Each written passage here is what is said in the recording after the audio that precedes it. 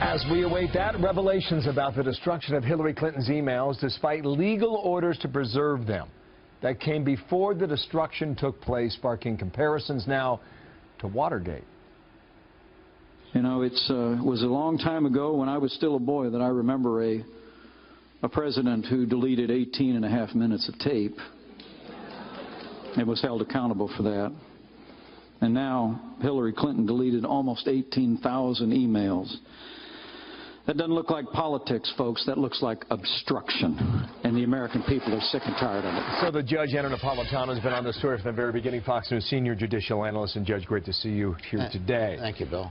Fair comparison to 1973 or not? Yes, it's a fair comparison. If you're talking about the seriousness of the information destroyed and the amount of information destroyed, what happened at the hands of people working for or at the direction of Mrs. Clinton was far worse than an 18.5 minute gap on President Nixon's internal office recording equipment. Okay, so the subpoena was filed.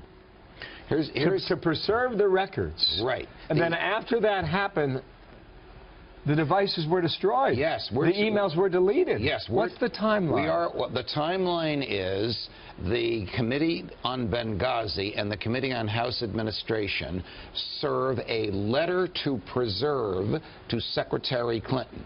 In the Benghazi case, she was still the Secretary of State, saying we are ordering you to preserve all emails and all documents that have anything to do with your service as Secretary of State and your stewardship of the consulate in Benghazi, because we're going to investigate it. Then she leaves office. Then these things disappear.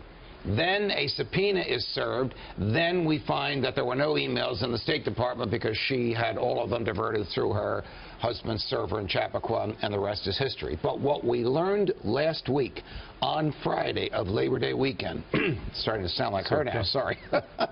Maybe you're allergic. What we learned on Friday of Labor Day weekend was that the FBI knew about the destruction with a sledgehammer of 2 BlackBerries, that the FBI knew that a server had been wiped clean professionally by a service called BleachBit, which means you cannot resurrect it after BleachBit has been applied to it. And what we learned is that a laptop used by one of Mrs. Clinton's senior aides was put in the U.S. mail and never arrived at the location to which you're laying out a case of obstruction of justice. That's what you think. I'm laying out 2 cases. Obstruction of justice by people working for Mrs. Clinton, either directly or contractors that she hired, and the FBI being told to look the other way in the face of this obstruction of justice. All right, stop there. Why would the FBI do that? Because the FBI was restrained in its interrogation of Mrs. Clinton. They never called a grand jury. They never got a subpoena. They never got a search warrant. In the documents that they released on Friday, I counted 5 statements by the FBI in there saying, we couldn't find this, we couldn't get that. It's their own fault that they couldn't find it, because they didn't have available to them the law enforcement tools that they should have, because somebody in the White House stopped them. You think that's true? Yes, I do. And I believe that you're saying that James Comey, the head of the FBI, listened to an order from the White House not to pursue a criminal case. I don't know if it was him personally, but he's certainly responsible for what happened. And I know that there are FBI agents profoundly disturbed with the outcome of this case because they saw serious evidence of crimes which are not being prosecuted. That does harm to the public safety, harm to the rule of law, and in their case it does harm to the reputation of the FBI. No grand jury? Correct. No subpoenas? Correct. No search warrants? Correct. Unheard of. Where does that leave you?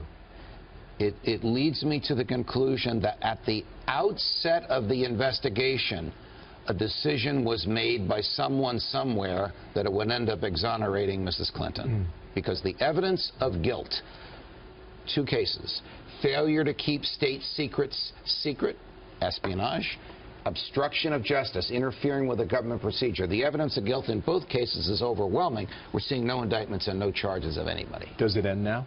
I don't know. I doubt that Congressman... What would keep it going, other than a special prosecutor, which you know will not happen in this Correct. administration. I also don't think Congressman Chaffetz, and my hat is off to him because he's shoveling against the tide, so to speak, will not be able to get to the bottom of this before Election Day. Try as hard as he is apparently doing. Thank you, Judge. Napolitano here in studio. Strong stuff. Yes, it is.